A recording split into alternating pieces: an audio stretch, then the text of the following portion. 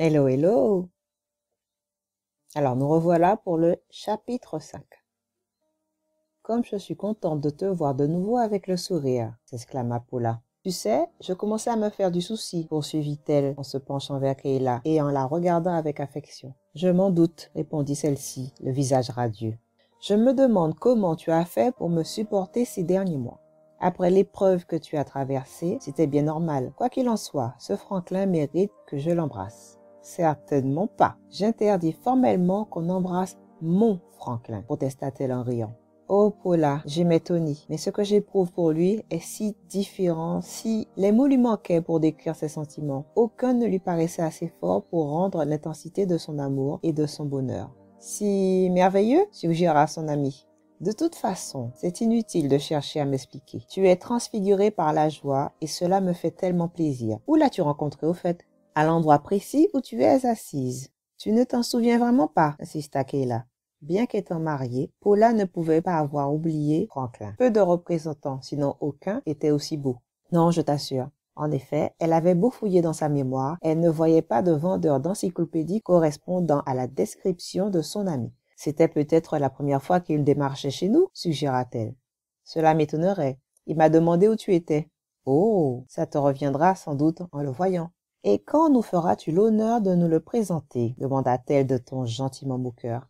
Bientôt, promit Kayla. Mais il a un emploi du temps irrégulier et puis il est obligé de partir souvent en déplacement pour son travail. Ces dernières semaines, il s'était absenté ainsi plusieurs fois pour une durée de 2 à 3 jours. Et les week-ends? Non, ce n'est pas possible, dit-elle avec regret. Du moins, pas celui qui vient. En effet, il l'avait prévenu la nuit dernière qu'il ne serait pas là en fin de semaine en raison de ses occupations professionnelles. Eh bien, quel bourreau de travail, fit remarquer Paula en ramassant les miettes de son sandwich et en les jetant dans la corbeille. Kayla avait passé sa matinée à visiter des locaux commerciaux et était venue déjeuner chez Traherne car, depuis le retour de son amie, elle n'avait pas encore eu l'occasion de bavarder. Oui, c'est mon avis, reconnut-elle. Tu verras, il est surtout affreusement timide. Oh, on va bien arriver à organiser une soirée tous les 4. Et côté magasin, comment avancent tes recherches, s'enquit Paula? Pas très vite. Soit c'est dans mes prix et c'est trop petit, soit ce sera parfait comme taille, mais ça vaut une fortune. J'aurais voulu choisir avec Franklin, mais il ne m'est pas d'un très grand secours dans ce domaine. Il n'apprécie pas l'idée que je reprenne un commerce. Pourquoi? Sous prétexte que si je me marie, je devrais rester chez moi pour élever mes enfants. Paula hocha la tête d'un air entendu. Tu crois que c'est une manière détournée de faire comprendre ses intentions? Oui.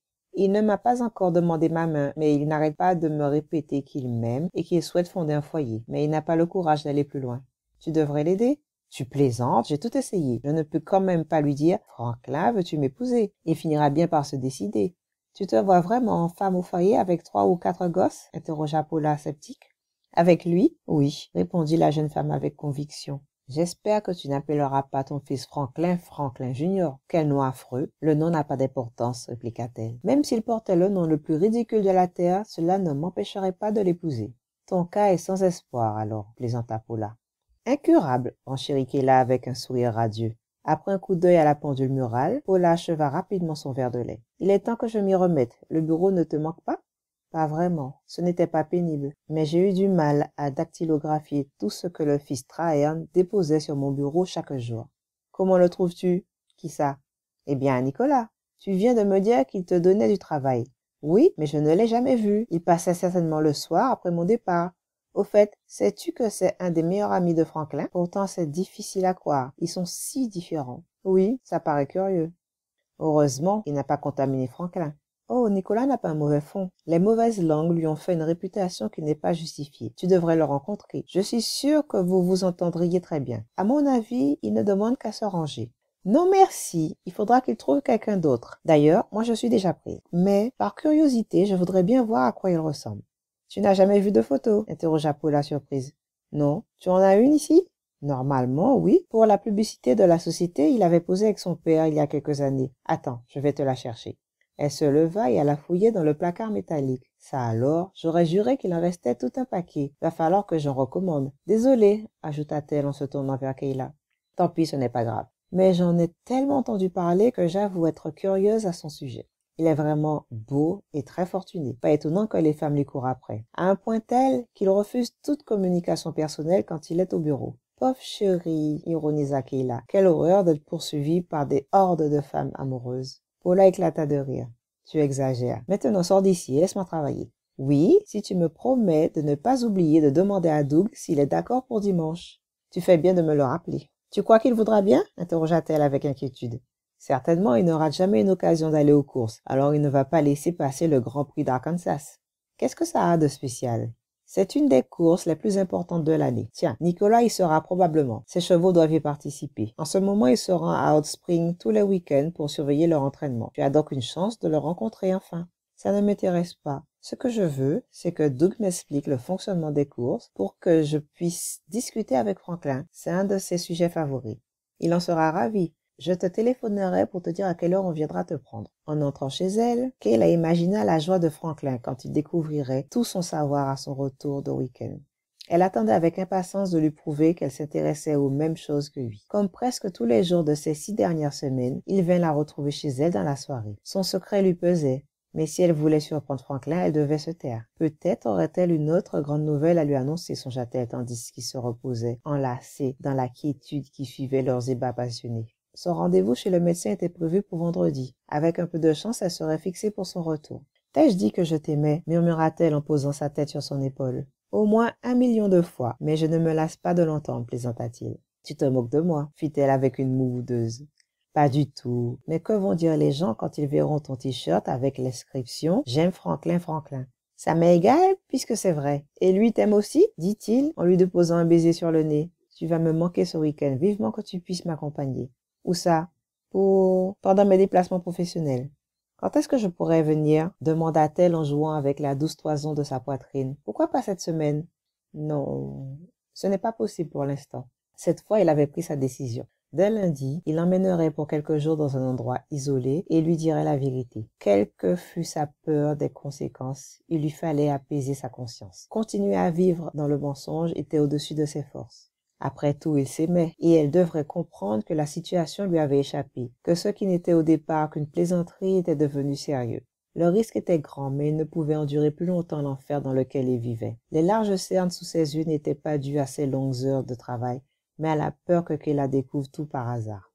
Seule sa passion pour les courses le soutenait, mais là encore il était contraint de mentir. « Je lui avouerai qui je suis et je lui demanderai de m'épouser, » se promit-il. Et Nicolas Traherne serait enfin le plus heureux des hommes. « Kayla, que dirais-tu à mon retour de partir quelques jours ?» proposa-t-il.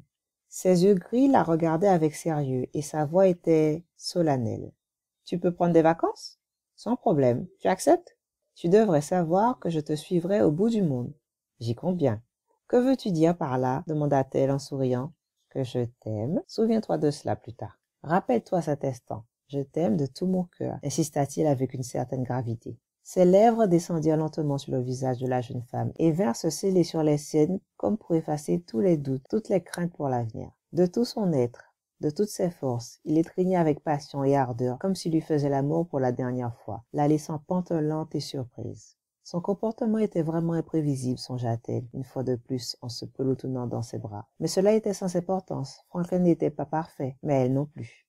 En sortant de chez le médecin, le vendredi matin, Kayla ne pouvait plus contenir sa joie. Un bébé. Elle portait leur enfant. Comme Franklin allait être heureux en l'apprenant. Il voudrait certainement l'épouser sur le champ. En souriant, elle effleura son ventre. Celui qui allait naître aurait le meilleur père du monde.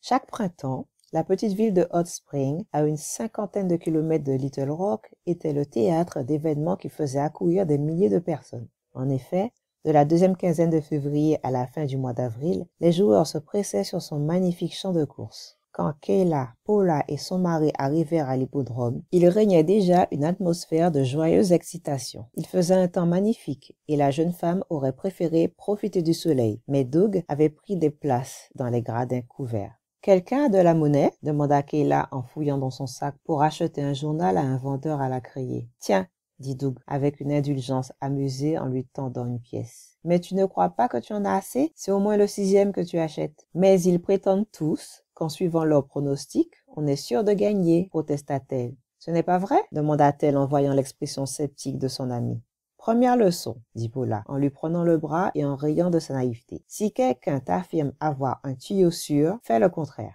Moi, je ne parie que sur les hot dogs, plaisanta Doug. Qui en veut un? Les deux jeunes femmes n'étaient pas tentées. Il les laissa aller s'installer à leur place. Celle-ci était bien située et leur assurait une excellente vue. Kayla observa que toutes les personnes autour d'elle étaient en train d'étudier la liste des partants. « Qu'est-ce qu'ils font ?» interrogea-t-elle en regardant son programme avec perplexité. « Il faut deviner le cheval gagnant des 2 premières courses, » expliqua patiemment Paula. « Tu peux ne miser que 20 francs. Par exemple, je choisis dans la première Molly Mother, dans la deuxième Bold Mary. Si ces 2 chevaux gagnent, eh bien, j'ai gagné. C'est tout simple. Comment tu les choisis? » « Oh, je prends le nom du jockey qui me plaît le plus et je parie sur son cheval, » reconnut Paula. « Et ça marche? » demanda Kayla avec incrédulité. « C'est un système comme un autre. De toute façon, je perds tout le temps. Je préférais aller voir les chevaux avant de me décider, » dit Kayla qui ne faisait pas confiance aux moyens employés par son amie. « Eh bien, allons au paddock. »« Au quoi? » ?»« Au paddock, l'enclos où les chevaux sont gardés et scellés avant les courses. Mais on les verra aussi au moment où les jockeys défilent. Avant chaque course, ils viennent faire admirer leur monture. Cela me permettra de voir lequel est le plus mignon et de miser sur son cheval. » « Voyons, Paula, il doit bien exister une façon plus sérieuse de choisir, » s'exclama la jeune femme qui voyait déjà ses 20 francs s'envoler. Munie de boissons fraîches et de 2 hot dogs, Doug les rejoignit. Tout en buvant, Kayla ne quitta pas des yeux le tableau d'affichage électronique qui annonçait les différentes courses et la cote des chevaux. Elle commençait à comprendre l'enthousiasme de Franklin. L'air semblait chargé d'électricité et elle avait hâte de voir le signal de départ de la première course. « Vous avez décidé sur quel chevaux miser ?» demanda Doug entre 2 bouchées. « Non, pas encore. Et toi ?» interrogea Paula. « Moi, c'est fait. Tryon a un cheval dans chacune des courses. »« À quoi ressemble le jockey ?» Doug jeta un regard irrité à sa femme. « Je n'en ai aucune idée, mais avec le terrain d'aujourd'hui, la lutte va être serrée. »« Quel rapport avec le terrain ?» s'enquiquait là. « Eh bien, quand le terrain est sec, les chevaux courent plus vite que quand il est lourd ou humide. » La jeune femme fit une grimace. Jamais elle ne parviendrait à se souvenir de tout ce qu'elle était en train d'apprendre. « Et les chevaux, comment reconnaît-on leur race ?» poursuivit-elle courageusement. « Oh, il vaut mieux voir leurs papiers, mais ils ont des signes distinctifs. Allez, venez, on va aller y jeter un coup d'œil, » proposa-t-il. « On a largement le temps. Qui veut un hot dog ?»« Quoi ?» s'exclama sa femme. « Tu as encore faim ?»« Oui, je pourrais en manger au moins 3. »« Il va falloir te porter au retour, » plaisanta-t-elle. Ils se décidèrent finalement pour des sandwichs et se dirigèrent vers l'enclos des chevaux. « Comme ils sont beaux !» s'écria Kayla à la vue de leurs robes luisantes. « Et leurs jambes, tu as vu comme elles sont fines ?» renchérit Paula. « Elles sont particulièrement fragiles et ils se blessent souvent au jarret en courant, » intervint son mari. À l'autre bout du terrain, Kayla repéra une pouliche grise qui ressemblait énormément à celle que Franklin lui avait montrée le jour de leur pique-nique. L'animal avait la tranquille assurance du futur vainqueur. C'était certainement un favori, songea-t-elle. Son attention fut attirée par un palefrenier qui sortait un cheval d'un des box qui bordaient l'enclos, et elle ne vit pas l'homme qui se dirigeait vers la pouliche grise. Celui-ci se baissa pour vérifier la tenue des sangles. « Regarde, » dit Paula en le montrant du doigt, « c'est Nicolas là-bas. J'étais sûre qu'on le verrait aujourd'hui. » Kayla jeta un coup d'œil dans la direction indiquée, s'attendant presque à voir leur patron entouré d'un groupe de femmes en folie. « Ah bon? Où ça ?» demanda-t-elle sans conviction. « Là, près du cheval gris, celui qui est penché. »« Oh, Paula, voilà Franklin. Il a dû être invité par Nicolas. Tu crois qu'il peut m'entendre à cette distance? » « Je ne sais pas, avec tout le bruit qu'il y a. Où est-il? »« Celui qui a le pantalon et la chemise bleue. Il est beau, n'est-ce pas? » dit-elle avec une tendresse admirative. « En bleu? Je ne vois que Nicolas. »« Franklin est celui qui est en train de mettre son numéro au cheval? » ?»« Mais non, c'est l'autre. » Elle scrutait les 2 hommes et le sourire s'effaça du visage de Paula. Un soupçon venait de lui traverser l'esprit. « Est-ce que... Franklin... » Au prix d'un effort surhumain, elle poursuivit. « Franklin est celui qui est de nouveau en train de se pencher? »« Oui, c'est lui. »« Alors, comment le trouves-tu? » demanda Kayla tout excitée. Le cœur de Paula se serra. « Oh, Kayla, tu dois te tromper. Comment veux-tu que je me trompe? Ce n'est pas... Enfin, c'est Nicolas Traherne, celui qui examine le cheval. »« Paula, ce n'est pas drôle, » murmura Kayla faiblement. « Je ne plaisante pas, » répondit-elle en lui prenant la main et en la serrant avec force. « Allons, tout cela doit pouvoir s'expliquer. Ne tire pas de conclusion hâtive, » intervint Doug. La jeune femme se tourna vers eux, l'air hagard. « Je ne comprends pas. Franklin ne m'aurait pas menti, pas à moi. » Sa voix se brisa et elle fixa à nouveau l'homme en bleu. Quelque chose lui échappait, c'était sûrement une farce. Comme averti par un 6e sens, l'homme se redressa et sembla chercher dans la foule. Ses traits se figèrent et il pâlit en découvrant le visage anxieux de la jeune femme qui ne le quittait pas. « Kayla » cria-t-il. Le son de sa voix fut comme une douche glacée. L'atroce réalité frappa soudain Kayla de plein fouet et elle se précipita vers la sortie. Des pensées tumultueuses tourbillonnaient dans sa tête tandis qu'elle se frayait un passage tant bien que mal. Comment avait-il pu lui mentir? Le merveilleux, le timide Franklin n'était autre que ce misérable séducteur. Comme il avait dû rire et se moquer d'elle pendant toute ces nuits où patiemment, amoureusement, elle avait cherché à lui faire découvrir les mystères de l'amour. Sans se soucier d'essuyer les larmes qui ruisselaient sur son visage et l'aveuglait, titubante, elle atteignit la rue et se dirigea vers le motel où ils avaient réservé des chambres pour le week-end. Tout recommençait. Le cauchemar se répétait. Pourquoi fallait-il qu'elle se heurte à nouveau au mensonge? Pourquoi fallait-il qu'elle souffre? Tout aurait pu être si merveilleux pourtant. « Kayla, arrête !» cria une voix derrière elle, mais elle n'avait pas l'intention de s'arrêter. Si seulement elle avait pu fuir au bout du monde,